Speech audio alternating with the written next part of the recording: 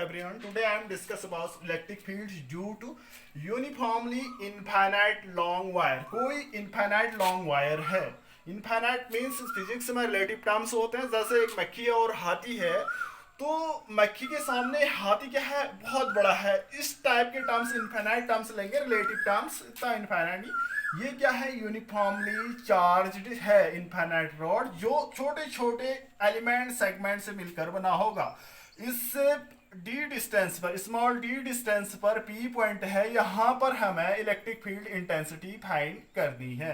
तो हमने इस लॉन्ग वायर को हमने क्या किया, लाइन सेगमेंट एलिमेंट सेगमेंट में डिवाइड किया. डी वाई से एक सेगमेंट यहाँ लिया, ठीक इसके अपोजिट सेम मैग्नीट्यूड का दूसरा सेगमेंट लिया. इसके कारण पी पॉइंट पर इलेक्ट्रिक फील्ड ऐसी डायरेक्शन आई, इसके कारण पी पॉइंट पर इलेक्ट्रिक फील्ड डीई ये आया.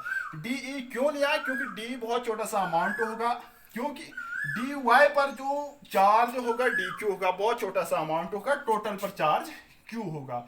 फिर इसके बाद पी पॉइंट पर हमने क्या किया, इस इलेक्ट्रिक फील्ड इंटेंसिटी को डिवाइड किया कंपोनेंट्स में. क्यों करते हैं, क्योंकि electric field intensity vector quantity है, तो इसको हमने डिवाइड किया. ये इसका horizontal component D cos theta, ये इसका vertical component D sine theta. तो इसका ये, अब इसकी बात करते हैं, इसका हॉरिजॉन्टल कंपोनेंट सेम रहेगा डी कॉस थीटा, और इसका vertical component D sine theta है, जो ओरिजिन से एलिमेंट सेगमेंट की डिस्टेंस स्मॉल वाई ले रखी है. तो अब देखिए यहाँ पर जो इलेक्ट्रिक फील्ड इंटेंसिटी होगा, वर्टिकल्स जो कंपोनेंट्स होंगे एक दूसरे को नलीफाई करेंगे या कैंसिल आउट करेंगे. क्यों करेंगे, क्योंकि मैग्नीट्यूड सेम है और डायरेक्शन एक के ऊपर को है, एक के नीचे की हो. ओनली जो भी इलेक्ट्रिक फील्ड होगा हॉरिजॉन्टल कंपोनेंट में होगा. तो टोटल इलेक्ट्रिक फील्ड हम कैसे लिखते हैं, E इक्वल टू के क्यू अपॉन आर स्क्वायर होता है, यानी के की वैल्यू हम ऐसे लिखते हैं 1/4 pi epsilon naught Q upon R square. ये फॉर्मूला हमने पढ़ा था, डिराइव भी किया था. Electric field intensity due to a point charge है, ये इसको हम शॉर्ट में के लिख दिया. इसका यूज होगा थोड़ी देर में.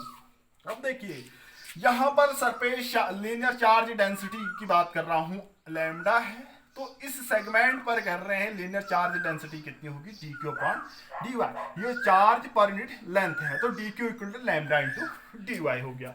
इसके अलावा एक ट्रायंगल और कुछ चीजें हमें चाहिए. ए पी ओ की बात करते हैं, यहाँ पर कॉस थीटा, ये थीटा के सामने ये परपेंडिकुलर, ये बेस और ये hypotenuse. Cos theta equal to होता है आपका, ये क्या है, base upon hypotenuse. Base D है, हाइपोटेन्यूस एपी है.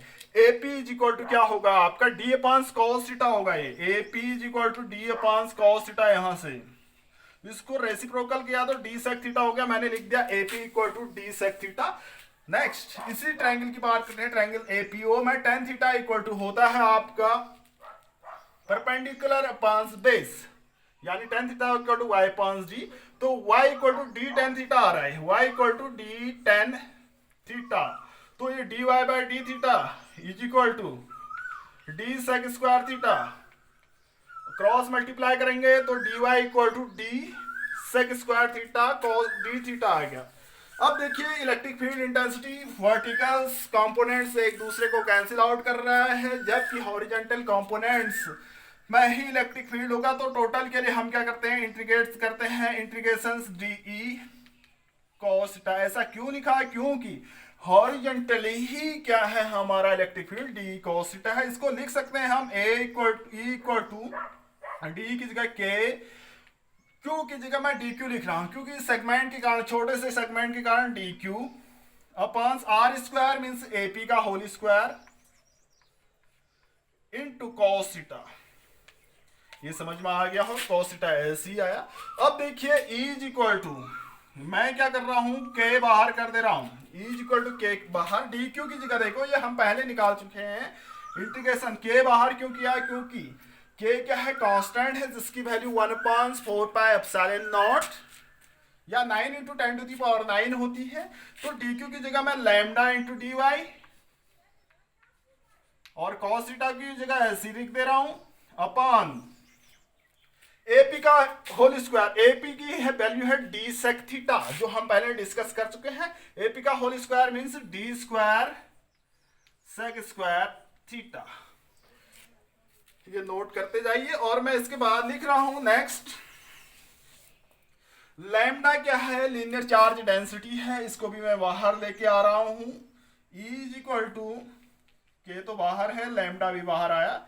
अब देखो dy बचता है, dy की जगह हम लिख रहे हैं d सेक स्क्वायर थीटा, ये भी हम लिखे हैं d sec square theta d theta into ये cos थीटा ऐसे ही लिखेंगे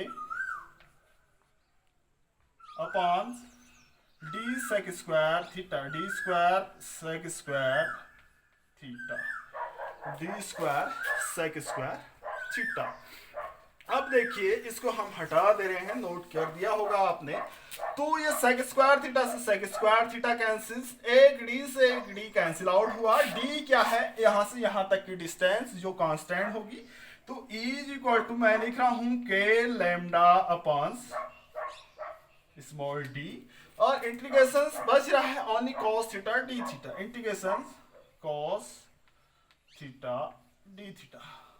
अब देखो डायग्राम में आते हैं, हम यहां पर इसकी बात करते हैं, cos थीटा डी थीटा की बात करते हैं। तो ये थीटा कहां से कहां तक वेरी करेगा। देखो ये लॉन्ग इनफाइनाइट, अगर यहां सेगमेंट होगा तो ये पॉइंट यहां पर आ जाएगा, यहां से यहां तक आएगा, ये एंगल बढ़ते जाएगा।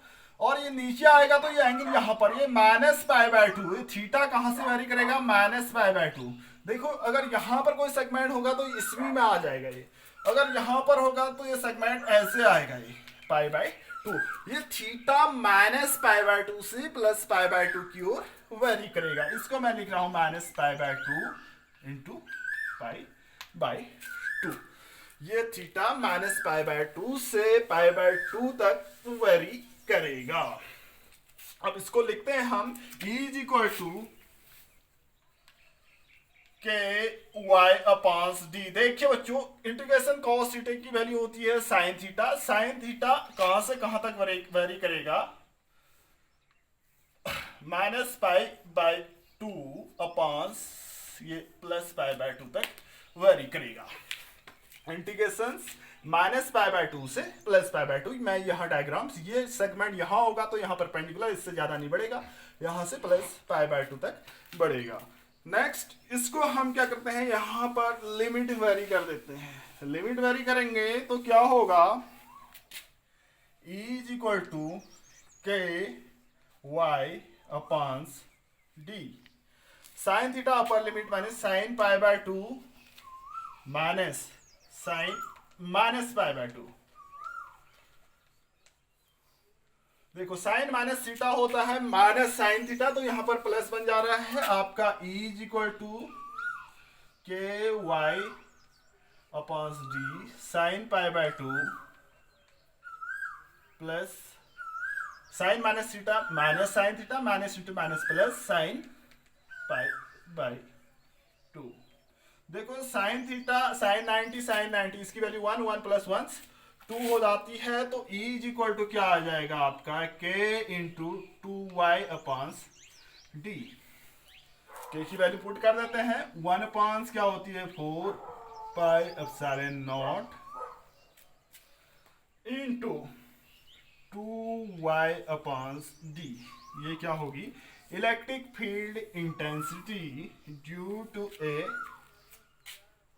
Uniformly infinite long wire. यहां पर y क्या है, इसके सेंटर से लाइन सेगमेंट तक की डिस्टेंस, और स्मॉल d क्या है आपकी, इसके ओरिजिन से यानी सेंटर से जिस पॉइंट तक हमें इलेक्ट्रिक फील्ड इंटेंसिटी फाइंड करने है वहां तक की डिस्टेंस। तो E equal to 1/4πε0 into 2y/d। ये क्या होगा आपका, इलेक्ट्रिक फील्ड इंटेंसिटी होगी, किसके कारण, यूनिफॉर्मली इनफाइनाइट लॉन्ग वायर। पूछा जाता है एग्जाम में जनरली, तो ये कंप्लीट होता है इसके साथ।